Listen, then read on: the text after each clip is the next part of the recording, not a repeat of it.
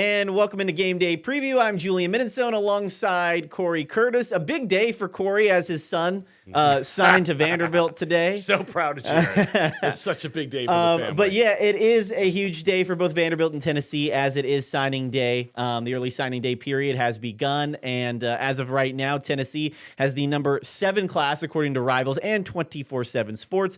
According to Rivals, Vanderbilt has the number 33 I think class. we have these rankings on a full screen. Yeah. Why don't we start with the top 10? Oh, there we go. We can go to number 1.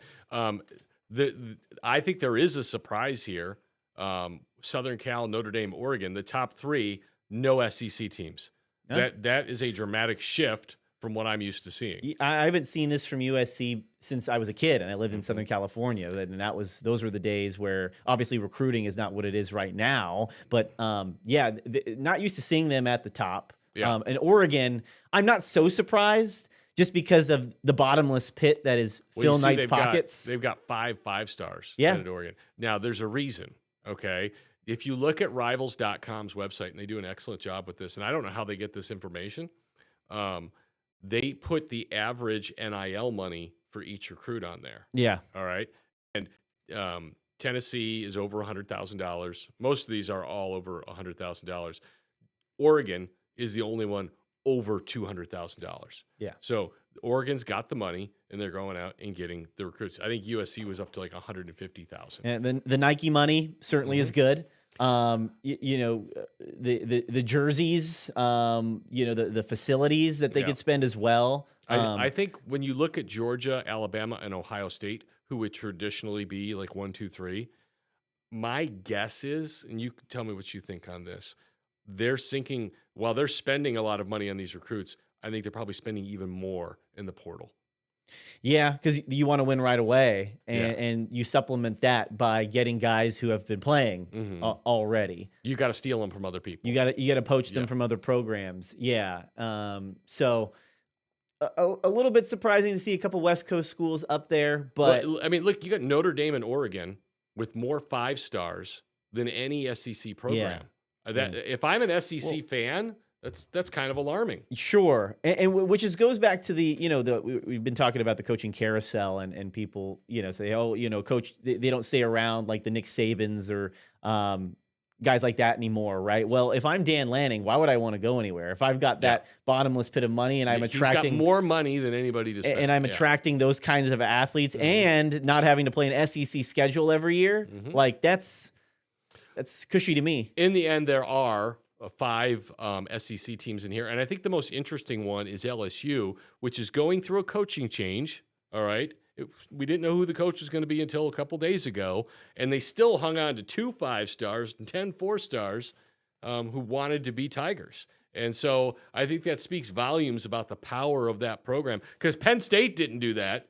Penn State had 2 signees today. Yeah. Well, I saw when Marty Smith asked Lane Kiffin on that tarmac, like, what is LSU offering you that Ole Miss isn't? And we all know the answer was money, but he also doesn't have to, I don't want to say recruit as hard, because recruiting is hard, but it's all in their backyard. LSU takes care of itself. The LSU branding and the history and what you can do there as far as, what is it? They're the only school with like 3 different coaches who won a national championship in the last, 20 years or something like that. So, I mean, I'm not surprised that they're able to hang on to those kinds of recruits either. And again, these rankings, I hate to say, aren't as important as they used to be. Yeah. Because the portal has taken on such importance now. But I think, there is an edge. I mean, Southern Cal's got 35 players coming in. That's staggering. That's a lot of players and a lot of money. I mean, I'm looking for Southern Cal to make a move in the Big Ten. I mean, to be a more serious player, because you don't see Michigan in this list. Yeah, and Lincoln Riley's been there for 4 years now, and they were starting to. This year was a better year for them. It was better. They were decent, but he certainly hasn't been relevant in the national scale since he left Oklahoma. So they underachieved with Caleb Williams. Their defense was so bad, and also that final number for you to have it here, $237,000 for Oregon per player, and that's an average. So like Vanderbilt, go to the next page, Kemp. Vanderbilt's average, I believe, if you look on there, is 120,000. All right. Yeah. Now, how much of that is Jared Curtis? We don't know. I mean, because I guarantee you, not cheap. I mean, I know they talked about him staying, being the hometown hero, and connecting with the staff. He's not coming for free. No. All right? No. He's not coming for free. And if the rest of your guys are 3 stars, because you see Vanderbilt's got no 4 stars, they're not getting as much. All right? But the average is still $120,000. So Vanderbilt does have money to go out and pay players. I mean, that number proves it. Matt Rule, head coach of Nebraska, a year or two ago when they landed Dylan Raiola, who was the number 1 quarterback out of high school going in, he said you need at least $1 million to $2 million to even have a decent quarterback. Well, this would be $2 million. If 120,000 times 21. Yeah, that's about $2.5 million to get this signing class in. That puts it in perspective. That number's only going to go up. And it's only going to go up. Texas, you see, they got 3 5-stars and 10 4-stars at 11th. That still looks like a pretty good class to me. I don't know. South Carolina at 18. The Gamecocks usually snag because South Carolina is not the most populous state, but there are players there, and they usually snag 1 or 2 really high-end ones each year. But they got 9 4-stars, and that's not awful. Yeah, and when it comes to them, they don't know whether Lenore Sellers is going to be back next year, and my guess is probably no. Do you think he's leaving? Well, he was asked about it after the game on Saturday, and he said, well, I'll make the decision that's best for me when the time comes. Do you think it's the NFL or transfer portal? No, I think it's transfer portal. Okay. Yeah, and so seeing them at what is that, 18, 19? That is to replenish that, because Beamer said we're going to Alabama next year. He said this time next year we're going to be in the playoff, which is a bold statement from Shane Beamer, and so especially if you're going to lose your quarterback. So he better hope those 4 stars pan out. Yeah, I mean, look at Mississippi. They're 6th in the country, and they didn't look like they could. Is that why Lane Kiffin left? Yeah, 2 4-stars and 29 3-stars. Yeah, and look, that's not terrible. No, but when you're talking about being the 6th ranked team in the country, playing in the playoffs, you should do better than that. Yeah, especially, and this is the best year they've had, right? 1 loss, a contender to advance in the playoff. It's hard to continuously elevate that every single year. So maybe there's a part of him that feels like he's capped out at Ole Miss. Well, everybody talks on signing day. Let's start in Tennessee, because their class is ranked higher, 5th in the country. See what Josh Heupel had to say about this year's recruiting class. But I really should have started with, I want to thank the families, the coaches, and the recruits themselves for entrusting us with their future, their son's future, one of their players' futures, the chance that we have an opportunity to play such a vital role in them chasing their goals and dreams. I want to thank them for all their efforts, but also just entrusting us with them. So, I think our staff did a great job here in state. From the moment I got here, I said it was important for us to go recruit it the right way. Doesn't mean that we take every player, but that we recruit it the right way. Able to sign the top defensive player in the state, Joel Wyatt, top offensive lineman, and Gabe Osinda. Thought our staff did a great job here inside of the state of Tennessee and the bordering states as well. Again, went into North Carolina and got the top player there. Just really proud of what we did. The ability to add great length, athleticism on the defensive side of the ball. I think 13 guys that are public at this point. Hopefully we'll have some good news here as the afternoon continues to go on. But adding elite traits, dynamic playmakers on that side of the football. Couldn't be more excited about what we've done there. When Josh Heupel talks about landing the top player in North Carolina, that is Faison Brandon, the 5-star quarterback, who's the 4th highest ranked quarterback in the class. Could have a bit of a rivalry coming up. Yeah, indeed. And they also got the top player in Mississippi as well, wide receiver Tristan Keys, who's the 2nd best wide receiver, according to the rivals, in the country. So, pretty good day for Josh Heupel and the crew. I like what he said about in-state recruiting, because it's easy to say, well, we don't want anybody to leave the state. Blah, blah, blah, blah, blah. We're going to put a fence around the state and we're going to keep everybody in. I mean, you need the best players you can get. So I think if you stake your claim that, hey, if you're one of the best players in Tennessee, you're coming here. I think that is a much more effective way to go, and I would agree with what he's saying there. We got the best defensive lineman, we got the best offensive lineman. Those are the guys you want. Not that you don't want local guys, you do, but you want the best guys you can get. All right, you don't sacrifice a 4-star from Minnesota for a 2-star from Oakland High School. All right, that doesn't make any sense. They also flipped a couple guys to Legend Bay. He's a running back, 4-star running back. They flipped him from Ohio State today. Yeah, so you're poaching a guy from the _1 program in the country. Southern right Cal now. poached a guy from Ohio State today too. Yeah, and that's interesting. And then you also flipped a 4-star Carter Gooden from UCLA. So you're getting guys from all over the country. And just because a guy is committed somewhere doesn't mean you end potentially pitching to these guys. It also and the money and negotiations and all that stuff. It also doesn't mean they're on your team in a year. Right. I mean, we see a lot of people leave after 1 or even 2 years now when they see if they are or they are not part of a program's future, or if they play and they think I could be worth more somewhere else. I mean, it's interesting to see how that all plays out. But so, I think it's a really good day for Tennessee. I think they, I know everybody wants to say 8-4 is a disappointment. Look, they lost their quarterback in spring ball. They had a good year. They lost to 3 playoff teams and a team that could be in the playoffs. Now, they didn't finish the season well. I mean, that was not a good loss to finish the year. But it was not a disastrous season, and they certainly look like they got a class to build on. Yeah, and in all those games, you could argue they were in a lot of those games that they lost. Well, Vanderbilt was the only one that wasn't close. Yeah. And speaking of Vanderbilt, they got a pretty big-time recruit today as well. Yeah, we talked about Jared Curtis. 5-star quarterback. And Clark Lee, who has done a lot of talking the last couple of days. They flipped. It became official last night when Jared put out a statement, and then it became official this morning when he signed the paper. He is the biggest, highest-rated recruit in Vanderbilt history.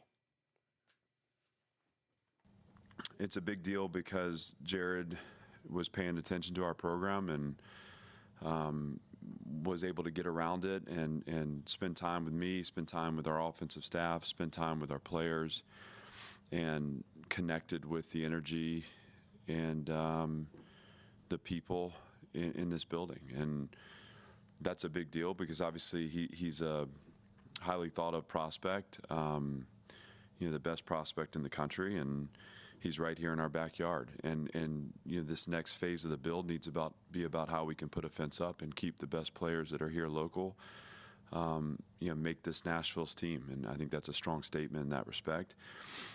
He's a young player still. We have a ton of belief in his potential, and we're going to need to be patient in his development as he transitions. But I just appreciate his belief in what we're doing. I appreciate his strength of personality in making a decision, and that he had his right in his heart and not being swayed in the other direction. And I appreciate his belief in this program and where it's headed, and I'm excited for him to be a part of it. I really like what he said about being Nashville's team. Yes. Because opposite of what Heupel is saying, we just need the best players, right? He said we need the best players in Nashville. And so Clark Lee, really planting a flag here, being a homegrown program. Well, he's a homegrown guy. And he's a homegrown guy. Yeah. You are not going to get the amount of 5-stars that Tennessee or Notre Dame or Oregon are going to get. Well, so not yet. Not yet, right. Yeah. And Jared Curtis may be that first step. Yep. No, he is that first step. So he's absolutely the first domino to fall. So now, you build kind of the foundation that you are the homegrown Nashville program, and you ride that to maybe being attractive to other kids around the big schools around here in this area. And that's not something Vanderbilt has done, where they've reached out to the community of Nashville. They can say they have. They have not. They have been a school on an island for much of the time and serviced Vanderbilt, not projected themselves as Nashville's team. They really haven't. And so if they do want to be Nashville's team, I think it's a great thing. And also, so I moved here in 2003. High school football was not in 2003 in Middle Tennessee what it is now. Number one, we have a ton more people.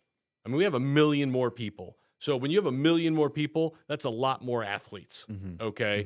I mean, Murfreesboro is way bigger than it used to be. I mean, they've added like 2 or 3 high schools just since I moved here. And so if you're just talking about, I'm not just about national, Middle Tennessee. All right, Middle Tennessee, beat Middle Tennessee's team. If they could every year keep the top 3 or 4 players in Middle Tennessee, that would be a huge step forward because those would be 3, 4 really good players. Because we have really good players now. Well, and what a guy to start this trend with Jared Curtis. You know, the best player in this state. You know, the guy who's in the country. Some say in the country. The guy in your own backyard decides to stay home. Mm-hmm. I mean, you lean into that branding all of next year when he's presumably your starter under center. So yeah, and Owen Cabell from CPA followed suit and withdrew his commitment from Alabama today and signed with Vanderbilt. Yeah, and so that's two local guys who stuck together. I've seen this before when Butch Jones was the coach at Tennessee, and he signed Jalen Hurd, and Jalen Hurd got everybody to stay. And it could be Juwan Jennings and Jalen Reeves-Maybin, who are both still in the NFL today. And Butch, he brought a lot of good players in, and they won some games for a while. And so you can build some momentum there. But again, proof of product is important, all right?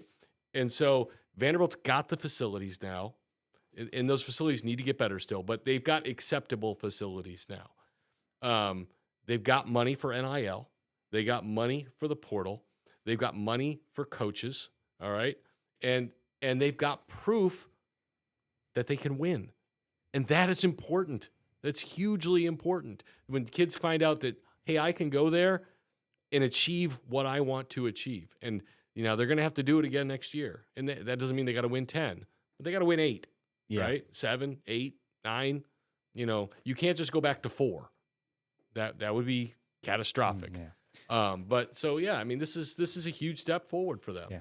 Huge step forward for Vandy and a good day for the Commodores and for Tennessee, the Volunteers as well. On the other side of the break, we're going to talk about the college football playoff, where Vanderbilt has landed in that playoff, and of course, Diego Pavia and his Heisman chances. We're going to talk about that on the other side here on Game Day Preview. Keep it here.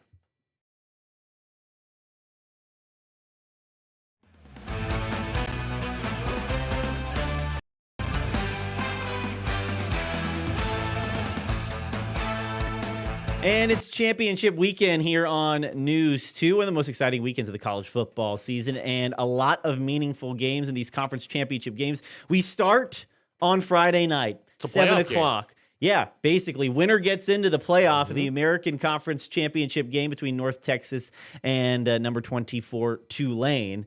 Should be an interesting game as both these teams are now in the top 25 ranking. Well, North Texas not in the AP poll, but more importantly, in the college football playoff poll. They covered their butts to make sure that a ranked team was coming out of the American Conference. So the winner of this game goes to the playoffs.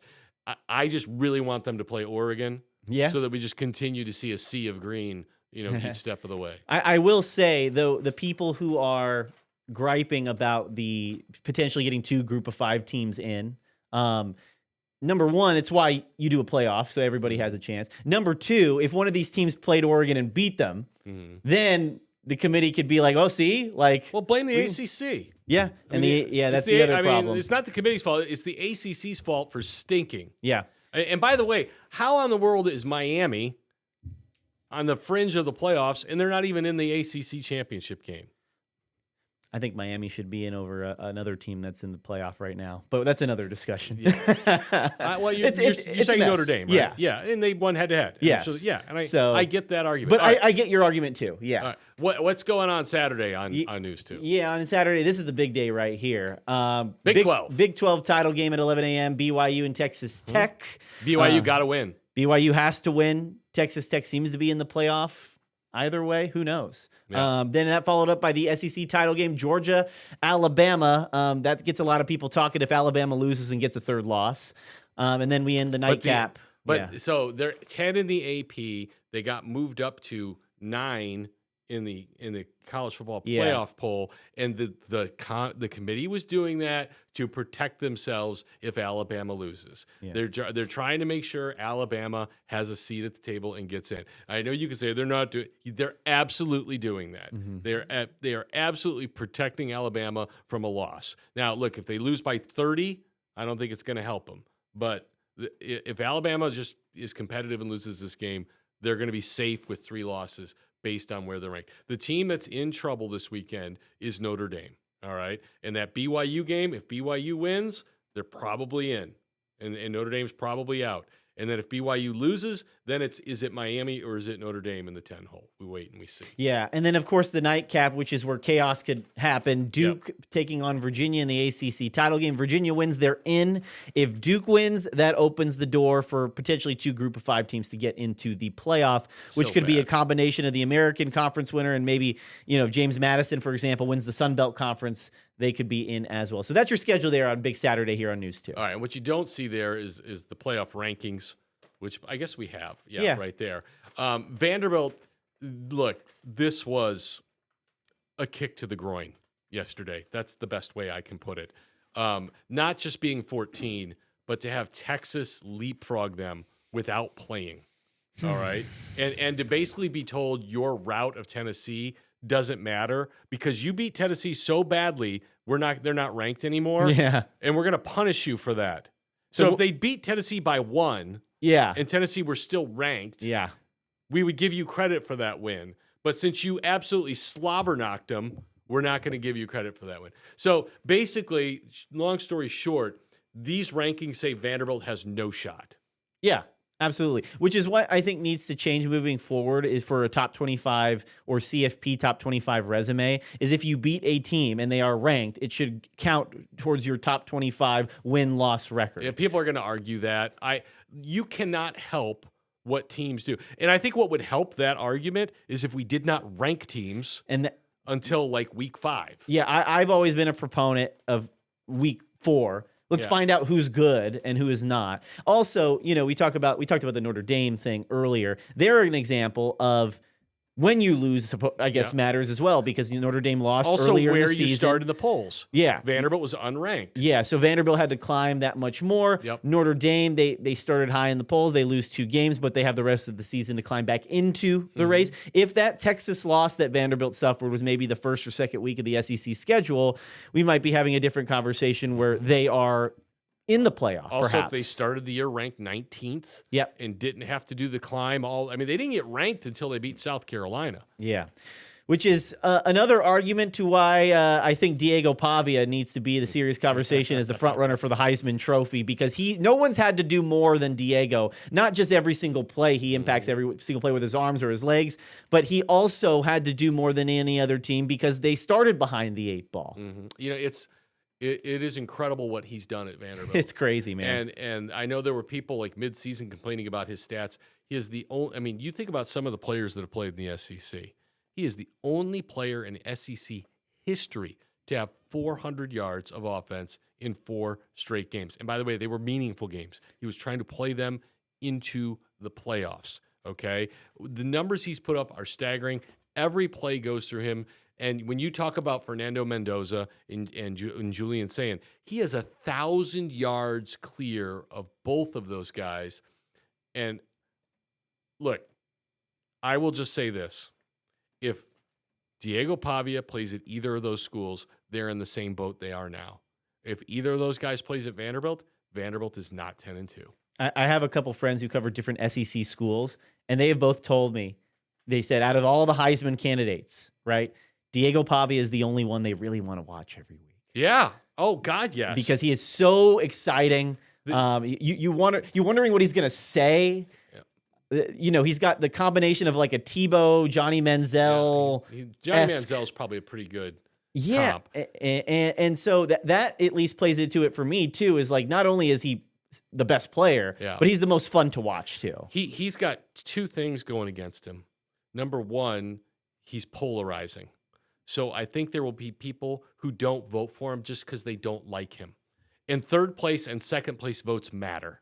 All right? So even if you didn't want to vote for him to win it, If you don't vote for him second or third, that could very well cost him the Heisman Trophy. And I think there are people who revel in that, okay, which I think stinks. And the other thing is just getting people to take Vanderbilt seriously. There are people Playoff is the example. Yeah, well, there are people who are just, they're not going to do it, and they're not going to take him seriously. He is going to get a ton of first-place votes. I don't know if it's going to be enough to win the Heisman Trophy. I don't. To me, and look, I haven't filled out my ballot yet. I am going to watch the Big Ten Championship this weekend. It matters greatly because those guys are playing head-to-head, and if Fernando Mendoza gives me a performance I haven't seen before, then he could sway me. But right now, I got to say, this is an easy vote.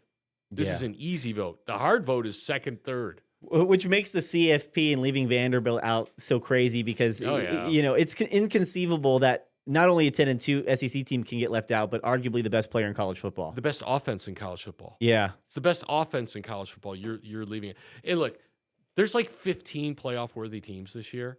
And so it's not just Vanderbilt. I mean, look, if Notre Dame doesn't get in, if Miami doesn't get in, BYU, Utah, Texas, they're all going to be upset.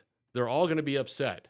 And so I know we cover Vanderbilt, and Vanderbilt hasn't been there before, and so it's very upsetting. And it is upsetting, because you could make the argument. It's like replay. If you put him in, you could keep him in. You could argue that case, but it's just a tough year, and that's all there is to it. Yeah.